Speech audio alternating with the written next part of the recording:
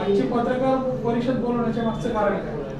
आजची पत्रकार परिषद बोलवण्याच्या मागचं कारण असं आहे की तालुक्यात माझ्या 2 ठिकाणी सभा झाल्या, शेंदुर्णी आणि पौरमध्ये. त्याच्यानंतर कार्यकर्त्यांचा अत्यंत उत्साह वाढला आणि त्यांनी सांगितलं की भाऊ तुमची सभा जामनेरमध्ये ठेवा. जामनेरमध्ये माझी सभा ठेवली होती, परंतु पवार साहेबांचं हेलिकॉप्टर जायला वेळ होत होता, म्हणून मला जामनेरच्या सभेत पवार साहेबांच्या अगोदर बोलता आलं नाही. त्यांना बोलायचं होतं म्हणून, नाही तर मी सभेतच पूर्ण खुलासा करणार होता सर्व गोष्टींचा, पण तिथे मी करू शकलो नाही.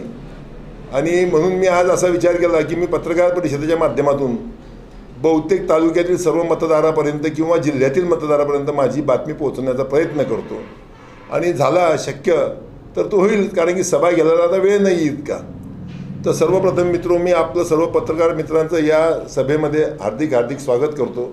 सर्व इथे माझ्या या पत्रकार परिषदेला उपस्थित राहिले त्याच्याबद्दल सर्वांचे आभार मानतो. मित्र हो, तालुक्यात होऊ घातलेल्या 2024च्या या विधानसभा निवडणुकीमध्ये इथे 2 प्रकारचे 2 उमेदवार आहेत. एक गिरीश भाऊ महाजन आणि दुसरे दिलीप खोडपे सर. भाऊ आपल्या शब्दावर कधीच टिकत नाही. गिरीश भाऊ त्यांनी म्हटलं होतं निवडणुकीच्या अगोदर की मी तालुक्यात फॉर्म भरल्यानंतर फक्त मी मतदानाच्या दिवशी तालुक्यात येईल, तोपर्यंत मी तालुक्यात येणार नाही. आणि मुंबईच्या पक्ष सोहळ्यामध्ये घोषणा झाली होती की गिरीश भाऊ आम्ही तुम्हाला 1,00,000 मतांनी विजयी करू. फडणवीस साहेबांच्या समोर ती घोषणा झाली आणि तुम्ही तालुक्यात फिरायचं नाही, ही तालुक्याची जबाबदारी आमची आहे. तुम्ही आता महाराष्ट्राचे नेते आहे आणि तुम्ही महाराष्ट्र सांभाळा, अशी मी मुंबईची पत्रकार परिषद आणि ती घोषणा आणि तो कार्यक्रम मी पाहिला होता पक्ष सोहळ्याचा. नंतर भाऊंनी इथे घोषणा केली की मी येणार नाही, मी फक्त मतदानाच्या दिवशी येईल. परंतु इतकं ते काय घाबरले मला काही वाटत नाही की ते मतदारसंघ सोडायला तयार नाही. 1 मिनटं येऊन जाऊन जामनेर, येऊन जाऊन मी रोज विचारतो की भाऊची आज कुठे नांदेडला सभा आहे का, कुठे मुंबईला आहे का, कुठे नागपूरला आहे का, कुठे सभानी जामनेर रोज जामनेर. फक्त इथे जळगाव जिल्ह्यात जवळपास गेले तर 1 तासा 2 तासासाठी जातात आणि परत येतात. मग मुळात ते आपल्या शब्दावर काही टिकतच नाही. ते म्हणतात मी खोटं बोलत नाही, माझे शब्द तोडत नाही. त्यांनी माझं हेच त्यांना आव्हान आहे की तुम्ही म्हटल्याप्रमाणे तुम्ही बोलता तसं वागत नाही तर कृपया मी ह्या पत्रकार परिषदेतून तुम्हाला आवाहन करतो की आपण तालुक्यात थांबावं, तालुक्यात थांबू नये. दुसरी गोष्ट अशी मित्रांनो की तालुक्याचा विकासाचा मुद्दा ते नेहमी म्हणतात की मी तालुक्याचा इतका विकास केला, म्हणून मी मतदारसंघात येणार नाही असं ते म्हणतात की मी तालुक्याचा विकास केला म्हणून मी मतदारसंघात येणार नाही. अहो तुम्ही थोरात साहेबांची बरोबरी करतात, तुम्ही शरद पवार साहेबांची बरोबरी करतात, तुम्ही महाराष्ट्राचे नंबर 2चे नेते म्हणवतात. तुम्ही तालुक्यात किती फॅक्टरी आणल्या, किती तुम्ही इंडस्ट्रीज तालुक्यात उभी केली. त्यांच्याकडे थोरात साहेबांकडे पवार साहेबांकडे 50-50 हजार लोक, 60-60 हजार लोक, 1-1 लाख लोक नोकऱ्यावर आहेत. त्यांच्या इंडस्ट्रीमध्ये स्वतःच्या त्यांनी उभे केलेल्या सहकारी कारखान्यामध्ये. आपण तालुक्यात इतक्या वर्षामध्ये एक सहकारी साखर कारखाना उभं करू शकले नाही, एक सूतगिरणी उभी करू शकले नाही. तुम्ही सांगत होते की मी टेक्स्टाईल पार्क आणतो, काय पुरवण्या, काय जलवा, काय सलवा, काय मिरवणूक, काय ढोल, काय ताशे, काय पुरवण्या भरून विकासाचे महापुरुष, विकासाचे महामेरू म्हणून काय काय मी ते पुरवण्यामध्ये वाचलं. टेक्स्टाईल पार्कची जामनेरमध्ये निर्मिती होणार आणि हजारो लोकांना नोकऱ्या मिळणार. त्या टेक्स्टाईल पार्कची घोषणा झाली हे बरोबर आहे, पण त्याच्या अगोदर तिथे ज्या जमिनी घेतल्या गेल्या, यांना माहीत होतं ते आपल्याला टेक्स्टाईल पार्क करायचं आहे, तिथे MIDC करायची आहे.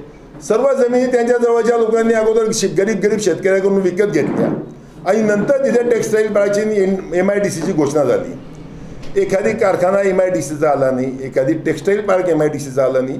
मग असं असताना तुम्ही काय विकास म्हणजे काय आहे? परत ते विकासाचं अजून दुसरं एक विजन आहे की मी गेल्या 15 वर्षापासून पाहतोय की दर 5 वर्ष झाली की वाघुडच्या लिफ्ट इरिगेशनचं ते उद्घाटन करतात. ते पूर्ण असा हा पट्टा इथून असा जाईल मोयगाव मार्गे, असं पूर्ण हे पूर्ण क्षेत्र मी हरित क्रांती करणार आहे आणि हे पाणी पाचोरा तालुक्यात पोहोचवणार आहे, पाचोरा तालुका सुफलाम करणार आहे आणि येत्या 5 वर्षात आपलं ते काम पूर्ण होणार आहे. पुढच्या 5 वर्षात परत त्याचं त्यांनी हे केलं, उद्घाटन केलं. परत 5 वर्षांनी पुरवणी आली की आता ते लिफ्टचं काम चालू झालं आहे आणि ते आता 500 ते आपलं बजेट असं आहे, मी ते बजेटमध्ये 1500 कोटी टाकून घेतले, 2000 कोटी टाकून घेतले, 2500 कोटी टाकून.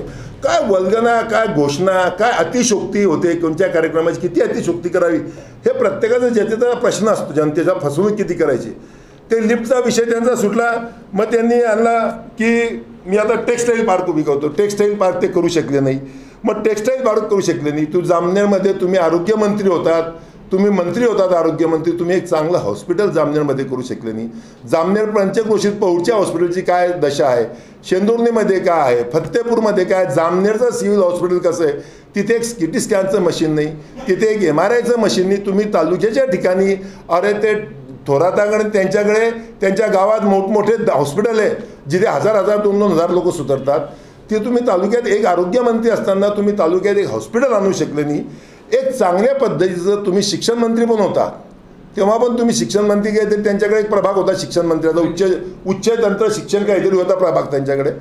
तिथे पण तुम्ही एखादी शाळा कॉलेज एखादी कॉलेज की तिथे माझ्या जवळच्या शेतकऱ्यांचे 1500 मुलं शिकतील, ते शिकतील ते पण यांना काय मुलं शिकवण्यामध्ये इंटरेस्ट नाही आहे. यांना मुलं, कारण की मुलं जर शिकले तर ते अशा सतरंज्या पट्ट्या उचलणार नाही, पाट्या लावणार नाही, बोर्ड लावणार नाही, शिकले तर हुशार होतील. यांना हुशार ठेवायचंच नाही तालुक्याला, यांना तालुक्याला डब्बू ठेवायचं आहे. या मुलांनी नाचावं, कुदावं, गावं हेच त्यांना आवडतं, दुसरं नाचावं हेच त्यांना आवडतं, दुसरं त्यांना शिकवायचं नाही मुलांना. म्हणून एक चांगला शाळासुद्धा हे काढू शकते ती. किती दुर्दैव आहे या तालुक्याचं. 30 वर्ष हा काही छोटा पिरियड नाही मित्रांनो, लक्षात घ्या. 30 वर्षाच्या पिरियडमध्ये तुम्ही एक कॉलेज, एक शाळा, एक हॉस्पिटल, अरे इथे तुम्ही मुंबईला इथून पेशंट घेऊन जाता. तुम्ही इतके मंत्री होता, तुमच्याकडे इतकी अब्जोधीश रुपयाची प्रॉपर्टी आहे आणि तुमचं सरकारमध्ये एवढं वजन आहे. एक चांगलं हॉस्पिटल, सुंदर हॉस्पिटल तुम्ही जामनेरमध्ये 30 वर्षात करू शकले असते ना. 30 वर्षात तुम्ही एक हॉस्पिटल करायचं नाही, 30 वर्षात तुम्ही एक शाळा बांधू शकले नाही, 30 वर्षात तुम्ही तालुक्यात काय विकास काय केला. आणि विकासाच्या नावाने म्हणतात की मला लोक 1 लाख मतांनी निवडून देतील. असं काय झालं आहे सर. आता तिथे काही लोकांनी तिच्यात पक्षप्रवेश केला विकासाच्या नावाखाली. ते इतक्या दिवस तेच सांगत होते की यांचं काय, कोण झकास आणि कोण भकास, ते सांगत होते, ते घोषणा करत होते. त्यांनी काय आहे तालुक्याचा विकास म्हणजे काय, हा विकासाचा मुद्दा त्यांचा हा एकदम भूलथापा मारणारा मुद्दा आहे. गेल्या 30 वर्षापासून तुम्ही या तालुक्याच्या युवकांचं, सर्व लोकांचं तुम्ही शोषण करत आहात. एकही विकास म्हणून तुम्ही जामनेर तालुक्यात केलेला दाखवा आणि 1 लाख रुपये मिळवा. होती ती स्टार्च फॅक्टरी चालत होती, त्या स्टार्च फॅक्टरीला यांनी इतका त्रास दिला त्या मालकाला, राजीव अग्रवालला. तो काही दिवस त्याने 14पर्यंत ती फॅक्टरी चालू ठेवली. पण जेव्हा 14मध्ये हे आपले भाऊ मंत्री झाले त्यावेळेस त्याने स्वतः फॅक्टरीला कुलूप लावून तो पळून गेला इथून. म्हणजे मला इतका त्रास आहे, मी इथे कारखाना चालवला म्हणून मुश्किल झालं. हा यांचा विकास आहे का. दुसरं गोष्ट, आता ते काय त्यांचं व्हिजन चालू आहे प्रचाराचं. प्रचारामध्ये ते मुद्दा काय असतो त्यांचा की मोदींना आपल्याला महाशक्ती करायचं आहे, मोदींचं व्हिजन बदलायचं, मोदीच्या व्हिजनला जुळायचं आहे, अमित शहांना महाशक्ती करायचं आहे, या देशाला महाशक्ती करायचं आहे. या देशाला तुम्ही कसं काय महाशक्ती करू शकतात, काय त्यांच्यासाठी काय योजना काय आहे, विकास झाला, विकास तुम्ही करू शकले नाही. आता शेतीमालाच्या भावात ते अजिबात बोलायला तयार नाही. त्यांनी शेतीसाठी उपोषण केलं, त्यांनीच कापसासाठी किती 12 वर्षापूर्वी उपोषण केलं की 7,000चा भाव मिळावा, 6,000चा भाव मिळा. माझ्या शेतकरी राजाला 12 वर्षानंतर सुद्धा तो भाव मिळत नाही आहे. तेव्हा तेव्हा 400 रुपये युरियाचे भाव होते, ती युरियाची बॅग 1600 रुपये झाली. तोपर्यंत म्हणजे उत्पादन खर्च तेव्हा 3 रुपये वेचाई होती, आता 10-12 रुपये वेचाई झाली. त्यावेळेस बियाण्याचे भाव कमी होते, आता बियाण्याचे भाव वाढले. म्हणजे उत्पादन खर्च हा शेतकऱ्याचा तेव्हापासून वाढला आणि भाव तिथल्या तिथे. हे चीड येण्यासारखं नाही आहे का. शेतकऱ्याला वाटत नाही का की आपली इतकी फसवणूक होते, तर यांच्या विरुद्ध शेतकऱ्यांनी रोष व्यक्त करावा अशी माझी प्रत्येक तालुक्यातल्या शेतकऱ्याला विनंती आहे की तुमचं उत्पादन खर्च आणि तुमचे उत्पादन म्हणजे माल खरेदी करण्याचे भाव याच्यात किती तफावत आहे. त्यावेळेस 12मध्ये जे भाव होते ते भाव आज ते देऊ शकत नाही. 24 लागलं, 12 वर्ष झाले. तुम्हाला काही वाटत नाही की तुम्ही उपोषण करता, तुम्ही त्यांच्यासाठी बोला माझा शेतकरी राजा, माझा शेतकरी राजा, माझा. आता तुमचा शेतकरी राजा कुठे गेला त्याचं बोला, त्याच्यावर एखादी सभेत बोला. महागाईवर ते चक्क बोलायला तयार नाही. तेलाचे भाव 100चे 150 झाले, साखरचे भाव वाढले, तुरीची डाळ वाढली, चहापत्ती वाढली. दैनिक जीवनात ज्या एका सर्वसामान्य माणसाला ज्या ज्या वस्तू लागतात त्या सर्व वस्तूचे भाव गगनाला या पोहोचले, हे त्याच्याबरोबर एक शब्द बोलायला नाही सभेमध्ये. अरे इमानी इकबाल तर बोलायचे, काय बोलायचं असेल. मोदीची महासत्ता ही काही लोकांना खाऊ घालणार नाही आहे. तुम्ही लोकांच्या हिताबद्दल बोला, लोकांबद्दल बोला की लोकांचं आपण काय भलं केलं. म्हणजे तुम्ही विकास केला नाही, तुम्ही मालाच्या भावावर तुमचं नियंत्रण नाही, शेतीमालाच्या भावावर तुमचं नियंत्रण नाही, आणि तुम्ही गप्पा मारतात की मला लोक 1 लाख मतांनी निवडून देतील. खोडपे माझ्या बरोबरीचा उमेदवारांनी जरा हलका उमेदवार दिला आहे, भारी दिला असता जरा बरं झालं असतं अजित पवार सारखा. अहो लोक, जनता ही, तुम्ही जनतेच्या भावनेशी खेळू नका. जे माझी विनंती आहे तुम्हाला, तुम्ही जनतेच्या भावनेशी खेळू नका, जनतेची फसवणूक करू नका. ते बोलू शकत नाही काही लोक तालुक्यात म्हणून ठीक आहे, परंतु माझं सर्व शेतकरी मित्रांना, सर्व गावकऱ्यांना, सर्व तालुक्यात वासियांना जाहीर आव्हान विनंती आहे की अशा परिस्थितीमध्ये जर तुम्ही हा विचार नाही केला तर हे किती महागात पडणार आहे पुढे चालून, हे तुम्ही लक्षात ठेवा. त्याच्यानंतर ते ह्या सर्व गोष्टी तर बोलतच नाही. मित्र, बेरोजगारीचा मुद्दा तसाच आहे. ते रोजगार रोजगार रोजगार, अरे एक कारखाना आणला नाही, एक इंडस्ट्री आणली नाही, काहीच केलं नाही. आणि रोजगार रोजगार बेरोजगार बेरोजगार, कधी या लोकांची किती दिवस हे मुलं नाचतील, किती दिवस डीजेमध्ये नाचतील, किती दिवस हे मुलं असं नाचून नाचून आपलं पोट संसार खराब. तर प्रत्येकाचे आईबाप घरी विचारतात, बेटा नोकरी लागली नाही, नोकरी लागली नाही तर छोकरी भेटत नाही, अशी प्रत्येक मायबाबाची व्यवस्था झाली आहे. आणि हे बेरोजगारीच्याबद्दल एक शब्द, बरं शब्द बोलायला तयार नाही की बा आपण या बेरोजगारीवर काही बोलावं. मी त्यांनाच नाही, माझं चॅलेंज आहे त्यांना, त्यांनी जाहीर करावं पेपरामध्ये किंवा त्यांची घोषणापत्रामध्ये त्यांनी जाहीर करावं की त्यांनी जामनेर तालुक्यात किती लोकांना परमनंट नोकऱ्या दिल्या आहे. मी सांगतो किती त्यांनी वंजारी लोकांना मुलांना नोकऱ्या दिल्या आहे, किती धनगर समाजाच्या मुलांना नोकऱ्या दिल्या आहे, किती माळी समाजाच्या मुलांना नोकऱ्या दिल्या आहे, किती तेली समाजाच्या मुलांना नोकऱ्या दिल्या आहे, किती मराठा समाजाच्या मुलांना. अनेक जाती धर्माचे लोक, 26 प्रकृत जातीचे लोक आपल्या ह्या शहरात आणि इकडे तिकडे राहतात. ह्याच्यापैकी एक विशिष्ट समाज जर सोडला तर त्यांनी किती लोकांना नोकऱ्या दिल्या आहे हे त्यांनी पहिले जाहीर करावं. त्यांच्यापेक्षा जास्त रोजगार मी दिले. मला खंत आहे काही गोष्टीची की ज्यांना ज्यांना आम्ही रोजगार देते, काही थोडेफार लोक आमचं ऐकत नाही आज पण, ठीक आहे, त्यांचा मर्जीचा प्रश्न आहे. परंतु आम्ही काही गरिबाच्या मुलांना लावलंय, काही गरिबाच्या मुलांना कोटाला लावलंय, काही त्यांचे असे काही आम्ही बुथडे तोडले नाही कोणाचे. आणि आम्ही तोडले असे तर आम्ही भरू. आम्ही ना लय गरिबाच्या मुलं, तुम्ही ना किती लोकांना रोजगार दिला, काय केलं, काय दिवे लावले, ह्याच्याबद्दल एक शब्द ते बोलायला नाही. त्यांच्यानंतर समाज सांगतो मित्र, यांनी गेल्या 30 वर्षापासून हे मंत्री आहेत, जलसंपदा खातं यांच्याकडे होतं, बरोबर आहे. 30 वर्षामध्ये आता म्हणतात ते पौरमध्ये पाणी जात आहे, अजून गेलं नाही. 30 वर्ष, अरे तुम्ही काय करत काय होते, 10 वर्ष मंत्री होते, केलं काय तुम्ही? 30 वर्ष पौरला पाणी बाजू शकली नाही इतक्या मोठ्या गावाला. मालदवाडी गाव माझं मी तिथला राहणार आहे. 30 वर्षापासून त्या मालगाडी गावामध्ये पाणी नाही आहे. गेल्या 3 वर्षापासून त्या पूर्ण मालवाडी गावाला आम्ही आमच्या विहिरीहून सर्व ढोरांना, सर्व लोकांना, सर्वांना आमची बागायत शेती आम्ही बंद. मी माझ्या भावाला सांगलं की आपली बागायत शेती बाजूला ठेव, अगोदर गावाला पाणी पास. खडकीमध्ये रमेश नाईक त्यांचे सरपंच आहे. आता खडकीमध्ये रमेश नाईक सरपंच आहे. अहो सांगायला शरम वाटते. ते रमेश नाईक माझ्याकडे आले, म्हणे भाऊ तुमच्या विहिरीचं पाणी मला पण लागेल. म्हटलं का बरं? तर म्हणे भाऊ आमच्या खडकी गावाला पिण्याच्या पाण्याचा प्रश्न बिकट आहे. अरे म्हटलं तू जलसंपदा मंत्र्याचा कार्यकर्ता, सरपंच त्या गावचा, त्या गावाला पाणी आणू शकला नाही तू 25 वर्षात, मग कशासाठी त्यांच्या मागे फिरतो? मी रमेश नाईकला प्रश्न केला, पण म्हटलं पहा लक्ष घे, तुझ्या गावात पिण्याच्या पाण्याचा प्रश्न आहे, तुझ्या पाणी नाही आहे, माझ्या विहिरीहून तू पाणी घेऊन जा. माझं एक स्पेशल बोर्ड देतो, माझं तुला मोटर देतो, कनेक्शन देतो, तुला लागलं काही पाहिजे तर ते पण मी देतो, पण तुला गावात तू पहिले पाणी घेऊन जा. की पाण्यापेक्षा पाणी पाजणं गुरांना, ढोरांना, लोकांना ह्याच्यापेक्षा कोणता दुसरा धर्म चांगला असू शकत नाही. मग तुम्ही जर 30 इतके मंत्री, इतका विकास, आम्ही तालुक्यात फिरणार नाही, मी गावात जाणार नाही, माझी कार्यकर्त्यांची फळी आहे. अरे कार्यकर्ते म्हणजे जनता नाही आहे. जनता हा वेगळा प्रश्न आहे, कार्यकर्ता हा वेगळा प्रश्न आहे. जनतेच्या भावनेशी तुम्ही खेळताय. त्यांच्या घरी तुम्ही पाणी देत नाही 30 वर्ष. 30 वर्षापर्यंत तुम्ही योजना तालुक्यात पोहोचवू शकले नाही. मग कशासाठी असे तुम्ही काय विकास काय?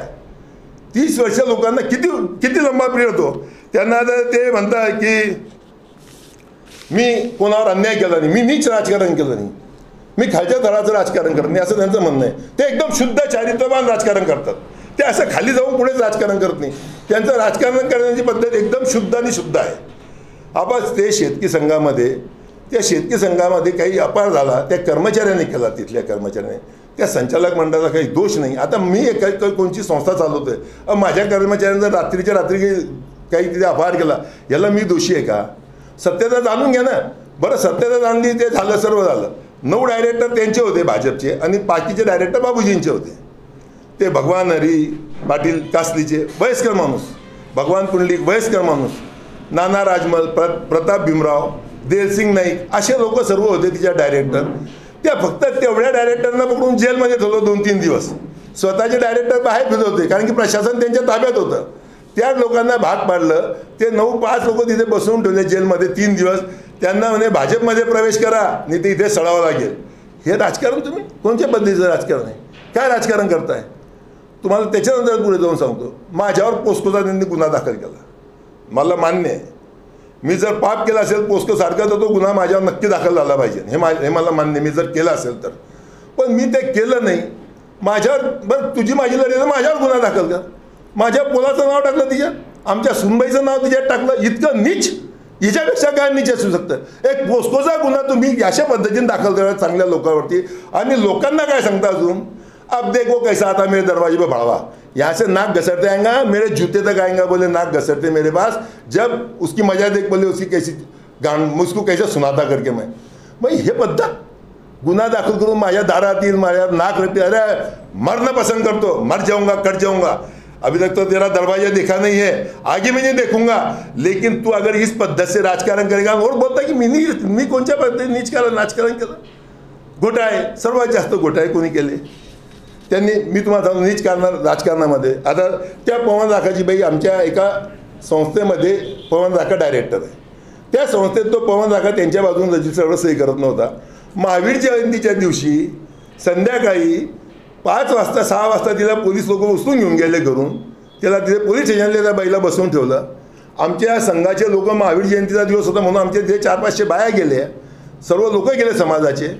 शेख साहब काय म्हणतो, पारस शेठ, सत्ता के आगे शांतना चलता नहीं. तुम भाऊ के पास जाओ, भाऊ घर को आहे. उनको मिळलो, त्या पवन राखाला सांगितलं तू भाऊकडे जा, भाऊला भेटून घे, तुझ्या बायकोला 1 मिनिटात सोडतो. पवन राखाने सांगितलं मी पण जाणार नाही, मी भेटणार नाही. मग आमच्या संघाचे काही पदाधिकारी, ज्येष्ठ लोक, ईश्वर शेठ कोठारी, तेव्हा आमचे सुरेशचंद मोतीलाल ललवानी जिवंत होते ते, आणि अजून ज्येष्ठ लोक आमच्या संघाचे त्यांच्या घरी गेले आणि त्यांना सांगितलं कि बाबा भाऊ जाऊ द्या, ते पवन राखाचे आज महावीर जी क्या सवेरे तक छुटेगा नहीं, उसको मैं सड़ा दूंगा जेल में. काय त्या बाईने काय गुन्हा केला होता? काहीच गुन्हा नव्हता. त्या बाईने सुरेशदास पत्र संस्थेतून कर्ज घेतलं होतं. ते तिच्या नावावर तिच्या माणसाने घेतलं होतं. ते कर्ज पूर्ण भरून टाकलेलं होतं. त्या नीलचा दाखला होता. त्याला कोणत्याही पद्धतीने अटकू शकत नव्हते. पण जो सत्तेचा माज असतो आणि ते अधिकारी वर्ग, ते DDRला खोटं सांगायचं, टाक कुणाकली, त्या DDRला दादागिरी करून धमकून, जो रजिस्ट्रार होता आपला, काय त्याला ते पतसंस्थेत जो राहतो ऑडिटर, त्या ऑडिटरला सांगतो त्यांच्या विरुद्ध गुन्हा दाखल कर. आणि त्या बाईला त्याने महावीर जयंतीच्या दिवशी जेल. हे नीच राजकारण नाही तर कोणचं राजकारण आहे? शंकर पहिलवान आमचा, तो पोल पडला, त्याने सांगितलं बा हा पोल पडला, 2 दिवसा पहिले पोल बसवला आणि 2 दिवसात पडला, तर हा विकास आहे का? हलक्या क्वालिटीचे पोल आणून तुम्ही बसवले, ते पडले, नुसते हवेचा पोल पडतो खालती, हा बोलला लगेच त्याच्यावर गुन्हा दाखल झाला. म्हणजे तुम्ही जे म्हणताय की बा हे याच्यावर करत नाही, त्याच्यावर करत नाही. अनिल बोरा, तुम्हाला ताजं प्रकरण माहिती आहे अनिल बोराचं. अनिल बोराचं त्याच्या शाळेत तो ग्राउंड तयार करत होता JCBच्या साहाय्याने. त्याने परवानगी घेतलेली होती, त्याच्या कंपाऊंडमध्ये ग्राउंड तयार करत होता.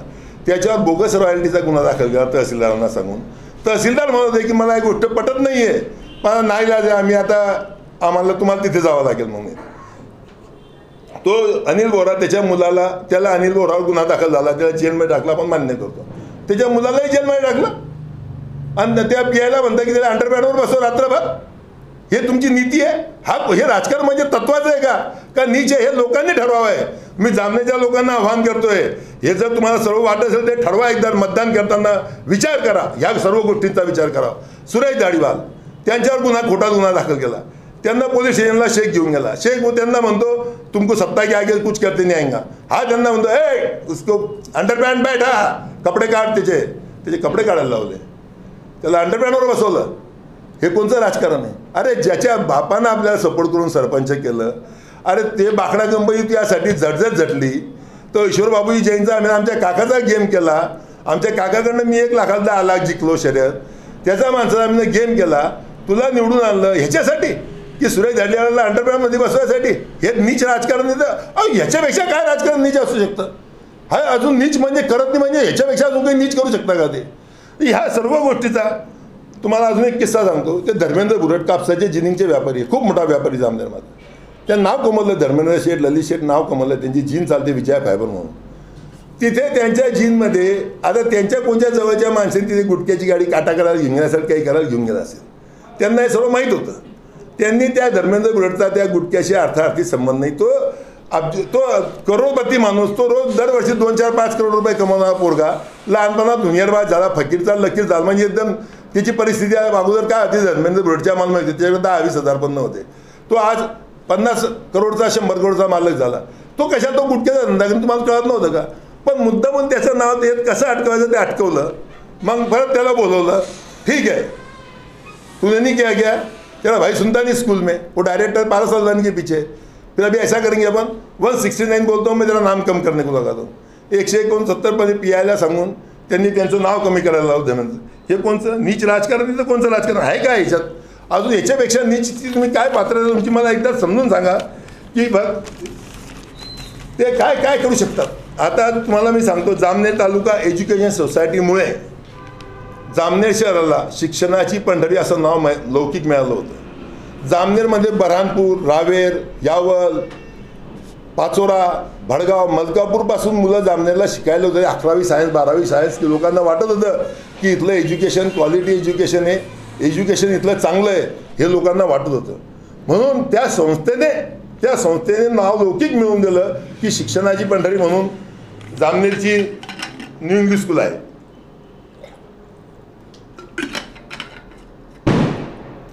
यांनी तिथे आपल्या मंत्रिपदाचा फायदा घेऊन दबाव तंत्राचा वापर करून बोगस चेंज रिपोर्ट दाखल केला आमच्या विरोधात. बोगस. त्यांनी सांगावं छातीवर हात ठेवून की तो चेंज रिपोर्ट बरोबर होता का. त्यांच्या आत्म्याला विचारावं, तालुक्याच्या लोकांना विचारावं. बोगस चेंज रिपोर्ट दाखवला. त्या संस्थेला 10 वर्षापासून वेठीस जात आहे. अरे जिथे तुम्ही शिकले, तुमच्या वडिलांनी नोकरी केली, तुम्ही स्वतः तिथे शिकले, आम्ही तिथे शिकले, त्या गावचे सर्व लोक तिथे शिकले. त्या संस्थेतून अनेक लोक कलेक्टर झाले, IAS झाले, IPS झाले, ते सर्व संस्थेतून झाले ते लोक. तुम्ही तिथे शिकले, तुम्ही तिच्यात बोगस चेंज रिपोर्ट दाखल करून काय साध्य करताय? तुम्हाला मी सांगतो मित्र, त्या शिक्षण संस्थेला ज्यांनी हात लावण्याचा प्रयत्न केला आहे, परमेश्वराने जीवनात त्याला संपवलेलं आहे. राजकारणात संपवलेलं आहे.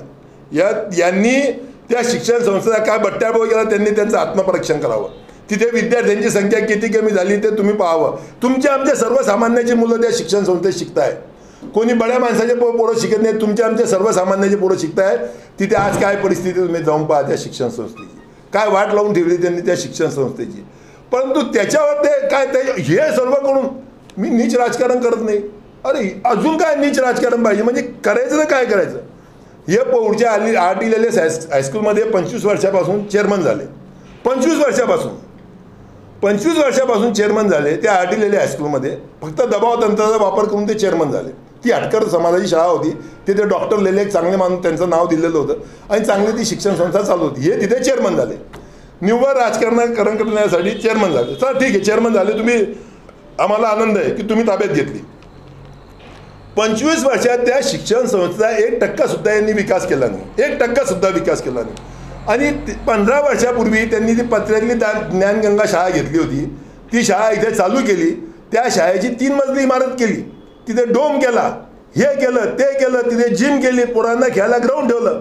मग तिथे काय करता आलं नाही पौडच्या हटकर लोकांसाठी. पण तिथे ते मुलं शिकायला नाही पाहिजे ना, तिथले मुलं ते शिकले तर मग नाचतील कशी काय बँडमध्ये बाजामध्ये. हा त्यांचा विषय काय की बहुत तिथे ते संस्था अशीच पडली खरगटी पौडची. आणि ह्या संस्थेचा कसं काय तुम्ही विकास केला? मग हे पैसे कुठून आणले? CRS फंडाचे पैसे असतील, कुठले पैसे असतील आणले असतील. परंतु ह्या संस्थेचा विकास होऊ शकला 15 वर्षात. पण 25 वर्षात त्या शिक्षण संस्था पुढे ज्ञानाचं काम आहे, ते ज्ञान देणारी संस्था आहे. तिथे लोकांचे मुलं शिकणार आहे, तिथे लोकांची मुलं तयार होणार आहेत. ज्ञान देणारी संस्था, ज्ञानगंगा, ते ज्ञानाची पंढरी, त्याचा तुम्हाला विचार नाही आला. आणि म्हणता मी विकास केला. पौडचे लोक मला असेच मतं टाकणार आहे. पौडच्या सर्व हटकर लोकांनी त्यांच्या भांगडी लावायच्या गावागावात. त्यांचं राजकारण असं आहे की गावात 2 पॅनल उभे करायचे, दोन्ही पॅनलला मदत करायची. इकडनं याला 10 लाख द्यायचे, तिकडनं त्याला 10 लाख द्यायचे. तू बीड लढ, तू बीड लढ, मेरा टाइम हुआ की रे तेरे को 10 दिए थे ना, अब मेरा काम कर, तेरे को भी 10 दिए थे, मेरा काम करो. त्यांना त्यांची सायकोलॉजी आहे. पण ते ठीक आहे, ते कार्यकर्ते तुमच्यासमोर असू शकतात, ते मतदार नसतात. ते पौडची जनता सुज्ञ आहे, तो हटकर समाज सुज्ञ आहे. त्यांना माहिती आहे की हे कसं पद्धतीने फसवत आहे, कशा पद्धतीने लोकांना पार्टीत प्रवेश देत आहे. तर त्याच्यामुळे माझं विनंती आहे प्रत्येकाला की मी जर हे खोटं बोलत असेल तर कोणीही त्याच्यावर इम्प्लिमेंट करू नये. त्यांनी माझं हे मानणं आहे त्यांना, मी जर खोटं बोलत असेल त्याचा विचार करावा. पण जर मी सत्य बोलत असेल तर माझं त्या जनतेला आव्हान आहे, पोटच्या जनतेला त्यांनी याचा विचार करावा की हे काय चालू आहे. की ज्ञानगंगा शाळा 15 वर्षात बनू शकते आणि आरटीलेल्या शाळा 25 वर्षात बनू शकत नाही. तिथे उखडले पडलेले असतात सर्व बाहेर. मित्र, त्याचप्रमाणे तुम्हाला सांगतो की आता हे भ्रष्टाचाराच्या मुद्द्यावर बोलतात की प्रत्येक वेळेस की मी भ्रष्टाचारी नाही आहे. पहिली गोष्ट, तुम्ही एक सर्वसामान्य शिक्षणाची मुलं हे तुम्ही कबूल करत होते की मी सर्वसामान्य शिक्षकाचा मुलगा आहे. मग तुमच्याकडे इतकी हजारो कोटीची संपत्ती कशी काय आली? एक गाडी 2 कोटीची, 2.5 कोटीची, तुमच्या जो 400-500 एकर जमीन, हे सर्व वेगवेगळ्या नावावर कार्यकर्त्यांच्या नावावर जमिनी घेतल्या. मग हे कुठून आल्या? तुम्ही सर्वसामान्य भ्रष्टाचार केला तर मग इतकं होऊ शकतं का? असं 20 वर्षात का इतकं माणूस एवढा अब्जोधीश होऊ शकतो? हे कसं काय झाले तुम्ही? याचं उत्तर द्या पहिली गोष्ट आम्हाला. त्याच्यानंतर सांगतो मित्रो, हे म्हणतात की BHRचा त्यांनी मुद्दा काढला मागे. की ते BHRमध्ये मी 1 एकरसुद्धा जमीन घेतलेली नाही.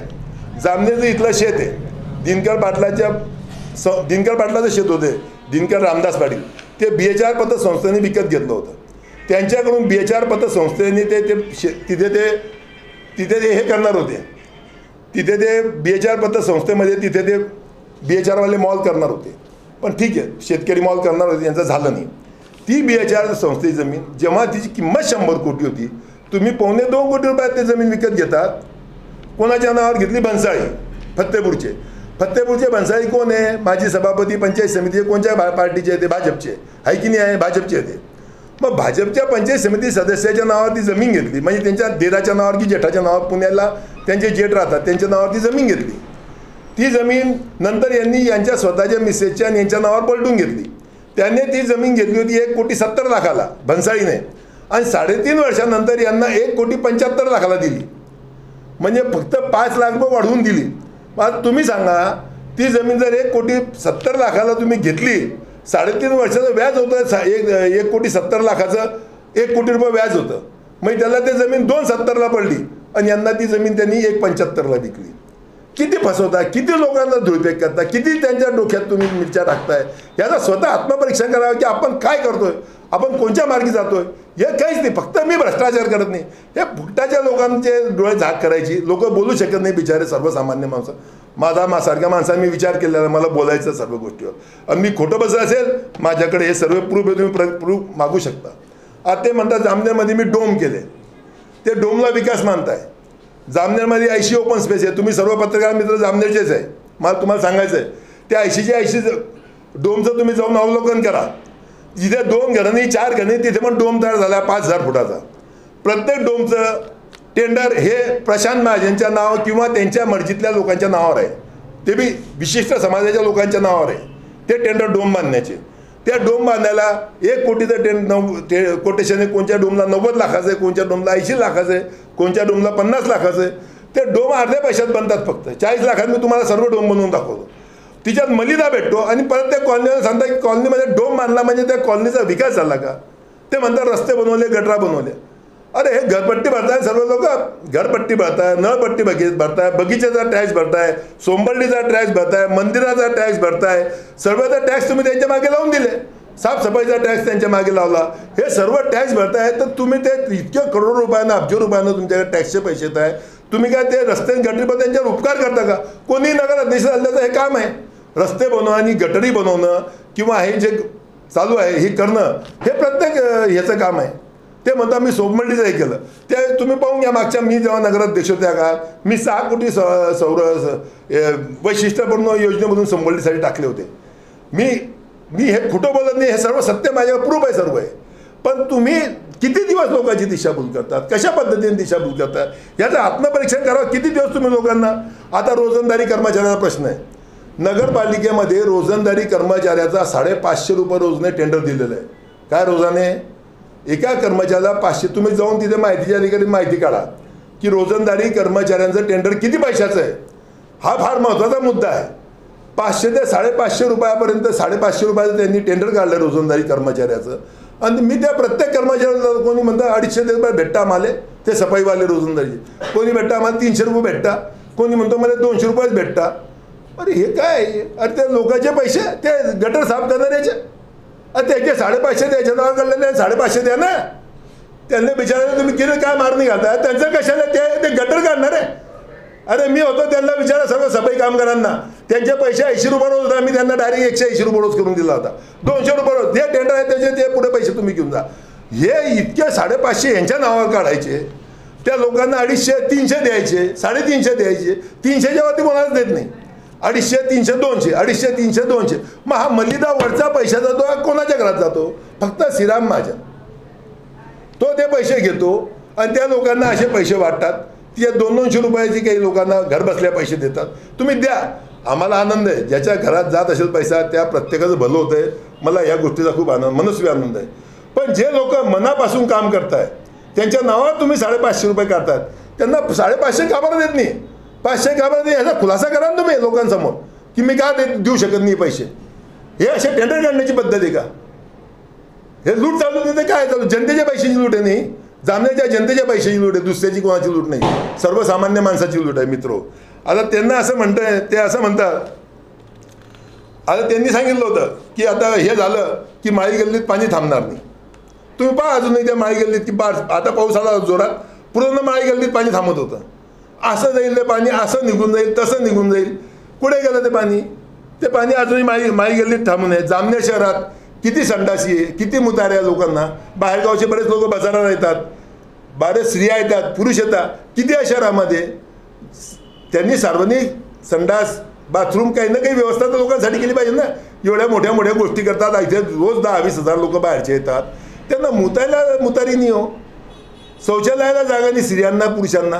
त्यांचं तुम्हाला म्हणता विकास, आणि लोक 1 लाख पथार निवडून देतील. अरे लग्न झाले बैल जर लोक काय असं समजतं? याचा अर्थ याचा अर्थ ते पब्लिकला बैल समजताय ना की बा तुम्ही विकासाच्या नावावर मतं मागताय. मग विकास आहे पुढे? ह्या मुत्र्या संडाशी का तयार झाली नाही गावात? ह्याचं एक त्यांनी उत्तर द्यावं मला अजून नाही. आता ते त्यांचं अजून म्हणतं आहे की बा हे पाराशेड आणि राजू शेठ दलाली करता. मी तर राजू शेठच्या विरोधात होतो. हे सर्व म्हणजे काही सांगायची गरज नाही. सूर्यप्रकाश इतकी स्वच्छ गोष्ट आहे की मी राजू शेठच्या विरोधात होतो पहिले. मग राजू शेठच्या विरोधात होतो. मग काय झालं, आम्ही कालांतराने केव्हाही माणूस राजकारणात येत होतो, केव्हाही वेगळा जाऊ शकतो. मी राजू शेठ सोबत नगरपालिकेला, मी राजू शेठची मिसेस जेव्हा उभी होती जिल्हा परिषदला, प्रेमलता बोरा ह्या जिल्हा परिषदला उभ्या होत्या. प्रेमलता बोरा ज्यावेळेस जिल्हा परिषदला उभ्या होत्या तेव्हा यांनी आंबावरला एक पवार कुटुंबाच्या घरात स्वर्गीय किशोर बोरा आणि हे बसले होते. यांनी तिथे दलालीत ठरवलं की आम्ही प्रेमलता बोराला मदत करतो, तुम्ही आमदारकीला आम्हाला मदत करायची.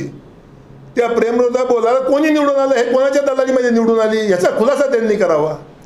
हे आमदार आहे, स्वतः आमदार साहेब आहेत. ईश्वर आप्पा वाघला तिकीट दिलं यांनी. ईश्वर आप्पा वाघ उभे होते. ईश्वर वाघ उभे असताना यांनी एक इंजिनियर आहे आपल्या आनंदनगरमध्ये, त्या इंजिनियरच्या घरात किशोर बोरा आणि हे यांची मंडळी बसली होती. तिथे ठरलं की राजू शेठला नगराध्यक्ष करायचं आहे. ईश्वर आप्पा डोळीजर माणूस आहे, वरचा माणूस वरती निघून जाईल. आणि तिथे ठरल्यानंतर मग मी आता तो मुद्दा कसा टाकतो तुम्ही पहा म्हणे. आणि यांनी त्याच्यानंतर त्याच दिवशी रात्री शेवटची सभा होती गांधी चौकात ईश्वर आप्पा वाघ यांच्या प्रचारार्थ. त्या सभेमध्ये यांनी घोषणा केली की मला मुस्लिमांचे मतं नको, मुस्लिम इथे जे बसले ते निघून जावं, मला मुस्लिमांच्या मताची गरज नाही आहे. अरे त्या ईश्वर वाघचे मुस्लिम लोकांमध्ये इतके संबंध होते की डोळे बंद करून त्याला 1000 लोक मतं देणार होते कमीत कमी.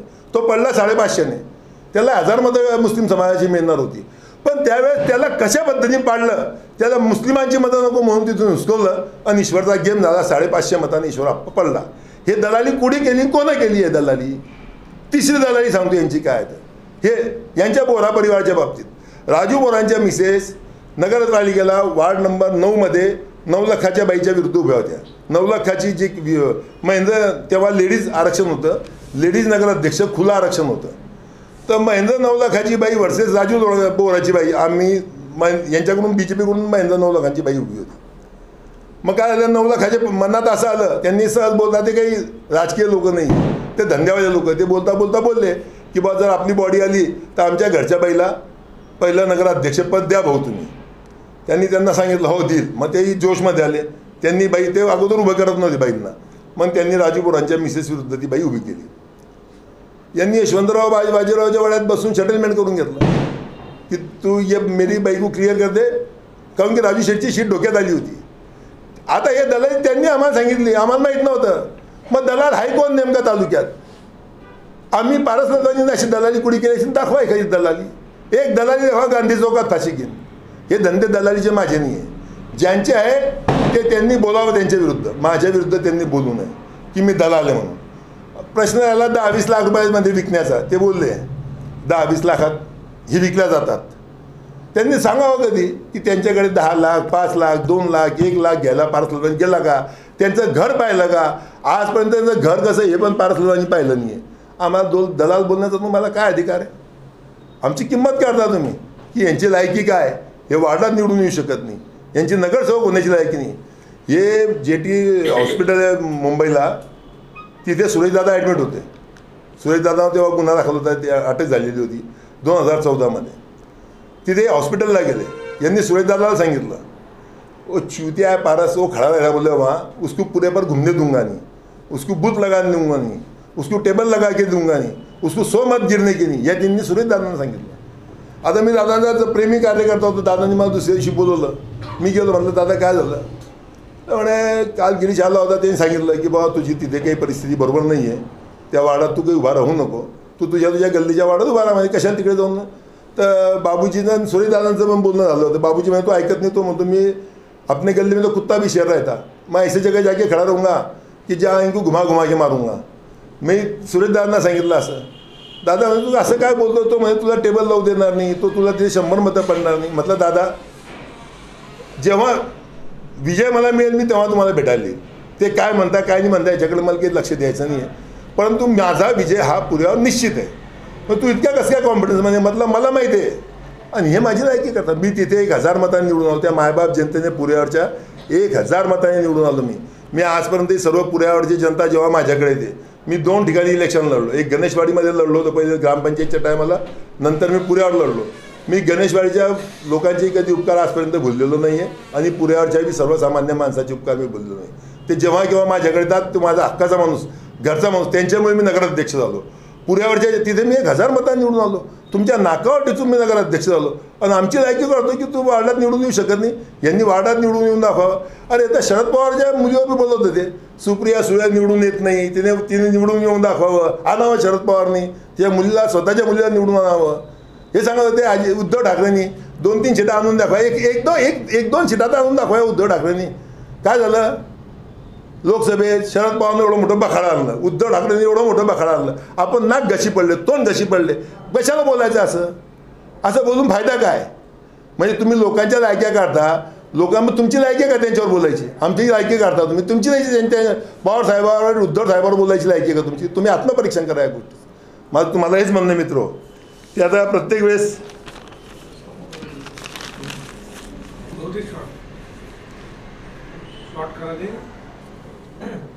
आता ते म्हणतात की आम्ही मुस्लिम समाजासाठी काम केलं आहे, मुस्लिम मोहल्ल्यात मी विकास केला आहे.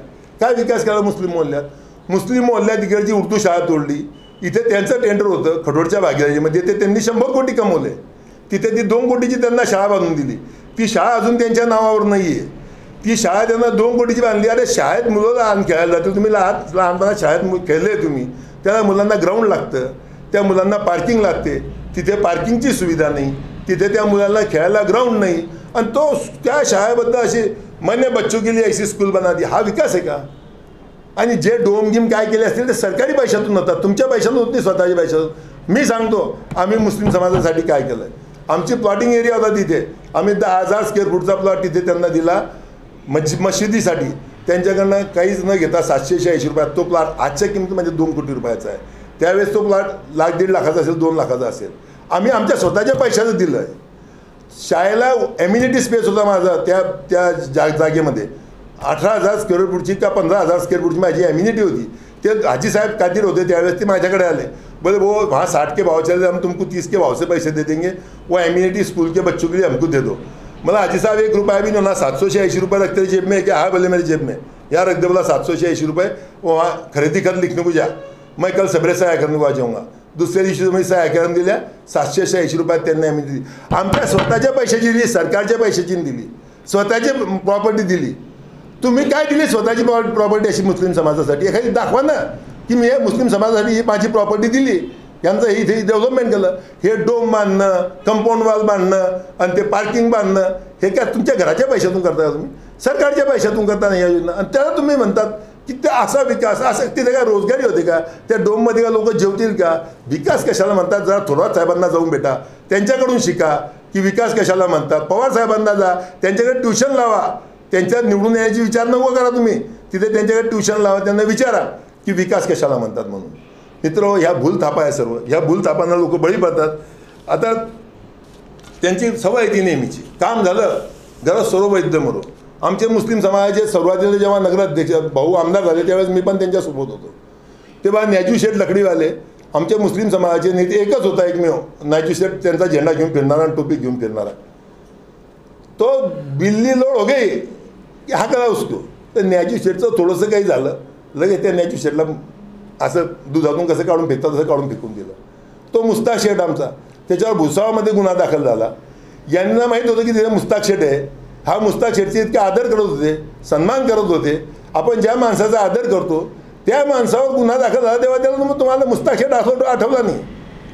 मुस्ताक शेठला घराच्या बाहेर 4-4 तास उभा असतो, त्याला भेटायला बोलायला तुम्हाला वेळ नसतो। आता रोज सकाळ दिवस निघाला की मोहल्ल्यात, संध्याकाळी भी मोहल्ल्यात, चलो मेरे को तुम 3000 वोट तो भी डालो, मेरे को 6000 वोट तो भी डालो। अरे भाई, तुमको शिवाय आज के टाइम में मुसलमान के मत नहीं होना था, तुमको किसको मिलने को टाइम नहीं, फुर्सत नहीं। अभी बोलते कि 3000 वोट डालो, 6000 वोट डालो, मैं इतने पैसे भेज दूंगा, मैं 10,000 वोट से पैसे भेज दूंगा, मैं 8,000 रुपये पुलिस से पैसे भेज दूंगा। आता लोक हे सर्व कंटाळले हो 30 वर्षात, विकास नाही आहे म्हणून या भूलथापा मारू नका। आता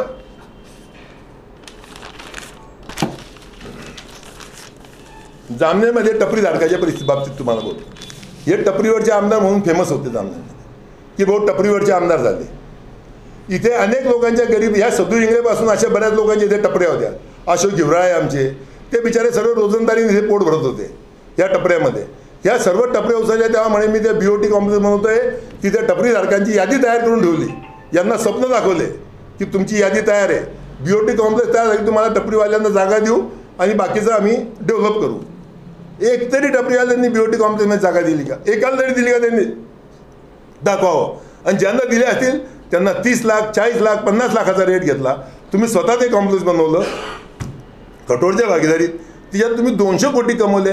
तुम्ही काय टपरी धारकासाठी 5-50 कोटी रुपये सोडू शकले नसते का? ठीक आहे, चला तिथे नाही सोडले। कन्या शाळेत 250 दुकानं बनवली, तिथे त्या दुकानाचा वाद, पहिले त्या टपऱ्या ज्या आहेत त्या टपरी मार्केटला पण स्टे होतो, जो बजरंगपुऱ्यात जो टपरी मार्केट होतं ना त्याला पण आज पण स्टे आहे। तुम्हाला मी सांगतो, जर सरकार आपलं आलं तर तिथे परत टपऱ्या बांधून दाखवून मी, त्या तिथे नाही टपऱ्या बांधल्या तर मला पारसवानी नका मानजा। हे तिथे स्टे असताना त्या टपऱ्या त्या गरीब लोकांच्या पाडून टाकल्या। आमच्या पण दुकानात त्या लाईनमध्ये होता, मग आमच्या दुकाना का बरं पाडल्या? स्टे सर्वांना होता, 38 दुकानाला स्टे होता। त्या टपरीवाले गरीब लोक आहेत, स्वतःची ती बँकेची बिल्डिंग पाडली म्हणून तर घाबरून गेले, त्यांनी त्या सर्व टपऱ्या तोडून टाकल्या, काढून घेतल्या बिचाऱ्यांनी। आमचं दुकानाचं काय तीर्प करू शकले ते? पारसबाईचं दुकान तर कधीपासून टार्गेट होतं? 3 वर्षापासून म्हणे आत्ता पाडतो 4 महिन्यात, आत्ता पाडतो 2 महिन्यात, आत्ता पाडतो 1 वर्षात। खिरापत लागली का? ते बिचारे ते समोरचे शास्त्री मार्केटमधले लोक गरीब होते। मी त्यांना सांगत होतो की तुम्ही एक जण तरी मला वकीलपत्र असं द्या, तुमचं मार्केट कधी पडू दिलं मला माझ्या बापाच्या औलाद नका सांगा। पण आता लोक घाबरतात, सर्वसामान्य माणूस हा घाबरतो अशा दडपशाहीला। ह्या दडपशाहीला घाबरून जर लोक असं करत असतील आणि तरी इतकी दडपशाही असल्या त्यांना मतदान करत असतील तर मला लोकांचं पण कौतुक करावं लागेल। काय त्या टपरी धारकांचे हाल आहे? स्वतःच्या मुलीचं लग्न, त्या ज्या 5 दिवस सर्व टपऱ्या गाड्या बंद, ज्या गाड्या लावल्या त्यांच्या गाड्यावर JCB मारले, त्या सरकारी दवाखान्यात गाड्या लावल्या गुरांच्या दवाखान्यात, तिथे JCBवर जाऊन गाड्या तोडल्या। हा किती गरिबावर अन्याय आहे, किती भाजीपाल्यावर अन्याय आहे, किती बिचारे रोजंदारी फ्रूटवाल्यावर अन्याय आहे। हा अन्याय हा दडपशाहीच्या रूपात नाही का? तुमच्या मुलीचं लग्न 5 दिवस कशाला तुम्ही त्या टपऱ्या बंद करताय आणि त्या गाड्या तोडताय? त्यांचे 1000 रुपये रोज कमवून त्यांचे 5-5 हजार रुपये गेले। अरे आज तुम्ही त्यांच्याकडे 20-20 हजार रुपये घेऊन जा मतदानासाठी, ते पैसे ठेवून घेणारे पण तुम्हाला मतदान करणार नाही, हे लक्षात घ्या। तुम्ही काय म्हणजे प्रत्येक वेळेस माणसाने विचार केला पाहिजे की आपण कोणावर अन्याय करतोय, कशा पद्धतीने, पण ते त्यांना अजूनही जमत नाही आहे. आता तुम्हाला सांगतो मी बेटा मित्रांनो, आता ते एक सोड्यावाल्याची गाडी होती, ते सुरेशदास बँकेसमोर एक सोड्याची गाडी लागते. ते किरण शिंदेने त्या सोड्यावाल्याला डायरेक्ट अशाच दंड्याने मारलो. काय कारण त्याला एवढं दडपशाही करण्याचं? पिया काय दंड? तो सोडावाला तिथे बिचारा गाडी लावून पोट भरतो आपलं रोज. अनेक लोक गाड्या लावून पोट भरतात. तुम्ही पोलिसांमार्फत त्यांना दंड्याने मारायला लावतात. मारून अजून म्हणता भाऊच्या घरी पाठवा, भाऊ भेटायला मग गेले. हे तिथे असे बसले असतात. काय झालं? मारलं ना? अरे चुकीचं काम केलं का हो शिंदे? तुम्ही मारायला नाही पाहिजे नव्हतं. कसं काय मारलं माझ्या कार्यकर्त्याला? तिकडे त्याला म्हणतात की बहुत अच्छा करा महाराज. हे डुप्लिकेट राजकारण कायसाठी? त्या गरिबाच्या भावनेसाठी घेता तुम्ही. मित्र, हे त्यांनी काम बंद करावं.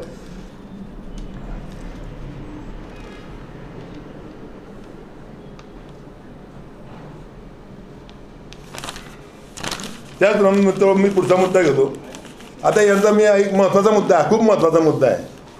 ईश्वर बाप्पा वाघ, तुम्ही सर्व तियातल्या त्यांच्या मय्यतमध्ये असाल बहुतेक लोक इथले. ईश्वर वाघ आजच्या मय्यतमध्ये होते ना तुम्ही.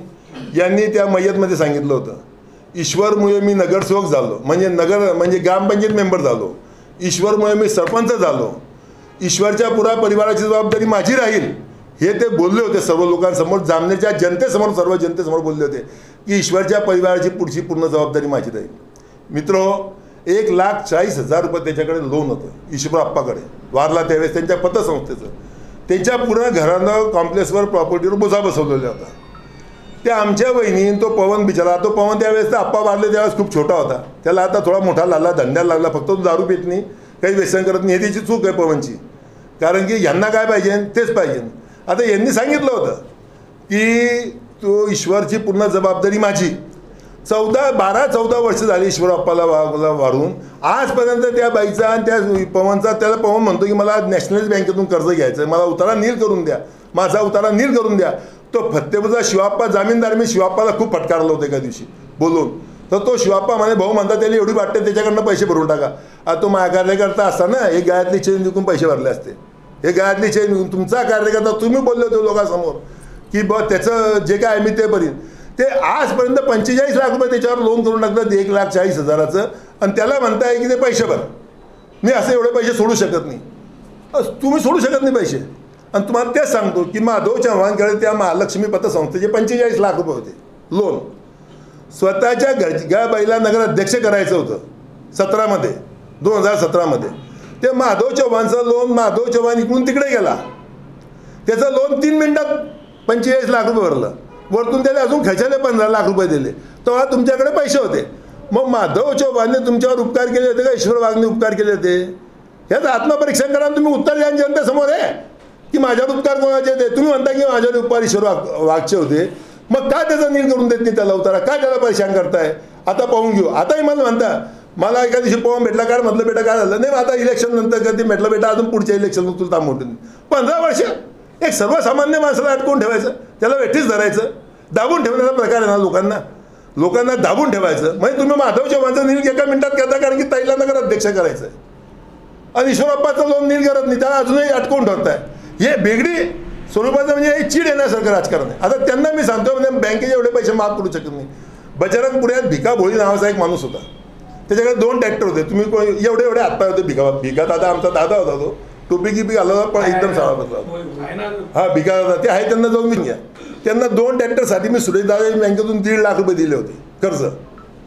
ते कर्ज आमचं 8-10 लाख रुपये झाले त्यांच्याकडे. त्यांचं काही भरायला काहीच नव्हतं, स्वतःचं घर नव्हतं, काही नव्हतं. समाधान वाघ त्यांना माझ्याकडे घेऊन आला. भाऊ म्हणे भिकादादाचं कर्ज आहे, त्याच्याकडे काहीच नाही, तुम्ही काही बी करा, कमी करा. मतलब भाऊ त्यानं 1.5 लाख मुद्दल घेतले. 1.5 लाख मुद्दल तर भरायला लाव. नाही म्हणे भाऊ तेवढे बी पैसे नाही, म्हणे मुद्दल 1.5 लाख बी भरायला नाही. अरे म्हटलं यार मुद्दल तर भरणे पडते, 8 लाख रुपये झाले तर 1.5 लाख भर. नाही म्हणे 1.5 लाख बी नाही. म्हटलं किती आहे? म्हणे 80,000 रुपये. म्हटलं हा ना 80,000 रुपये दे. मी त्याचा 8 लाखाचा 80,000 सेटल करू शकतो भिका भोईचं. तो माधव चव्हाण आपला याचा समाधान वाघचा भाजवई चिंचोलीचा, त्याला विचारा त्याचे किती पैसे माफ केले. समाधान वाघला जाऊन विचारा. समाधान वाघ हा भाजपचा कार्यकर्ता आहे. आज पण भाजपचा होता, तेव्हा पण भाजपचा आहे, पुढे पण तो भाजपचा राहू शकतो. हे काही सांगू शकत नाही आम्ही. परंतु आम्ही अशा लोकांना माफ करू शकतो. पण तुम्ही ईश्वर बाप्पाला, म्हणजे भिका भोईपेक्षा ईश्वर बाप्पा गेला भीता आहे का? तो ते बाई म्हणते की 140 घ्या, तो पाहून तो आमचा पोऱ्या पाहून म्हणतो की बाबा मग नील करून द्या घर. त्याचं नील यांनी आजपर्यंत केलं. इतके हे कार्यकर्त्यांना छळतात आणि तरी मला हे दुःख या गोष्टीचं आहे की लोकांच्या ह्या गोष्टी लक्षात का येत नाही. मित्र हो, हे जर झालं म्हणून आमचे जुने नेते नेहमी सांगत होते, संजू दादा, गिरीश महाजन झकास, तालुका भकास, सांगत होते ते. मी प्रत्येक सभेत त्यांचं ऐकत होतो. हे अशा पद्धतीनं राजकारण करतात, लोकांवर दबाव तंत्राचं वापरण करतात आणि लोकांना घाबरवतात. आता मला पण 20 तारीख मिळाली आहे शेवटची, की बाबा 20 तारीख पारशेटची, 23 तारीख माझी. मी माझ्या घरच्या लोकांना सांगून ठेवलं आहे, माझ्या बायकोला पण माहीत आहे. मी माझ्या बायकोला म्हटलं 23 तारीख को मैं मरनेवाला आहे, 24 तारीखला मध्ये तुम्ही सगळे ठेवायला ये जा, 25 तारखेला माझ्या राग साठवून घे जा आणि 5 तारखेला गोड जेवण देतो माझ्या बायकोले, माझ्या पोराले. सरकारी माझ्या दोन्ही पुढीचं लग्न झालं, माझ्या पोराची बी सैरिक झाली, सून बी पाहून घेतली. आता 60 वर्षाचा झाला, आता जगून बी काय करणार सांगा बरं तुम्ही मला. अशा पद्धतीमध्ये इतक्या लाचारीमध्ये जगण्यापेक्षा जर मर्डर होऊन मेलो तर शहीद होऊन जाईल कमीत कमी जाणण्यासाठी. की ह्या लाचारीच्या इतक्या लाचारी, इतकी दडपशाही. अरे ह्या हिटलरनं बी असं काम केलं नाही हो, हे हिटलरनं असं गावात काम केलं नाही. इतक्या दडपशाहीचं राजकारण चालू आहे. लोक बोलायला तयार नाही, लोक घाबरतात. सर्वसामान्य माणूस बोलू शकत नाही. मी ना कफन बांधून घेतलं आहे. मी म्हटलं जो होंगा सो होंगा.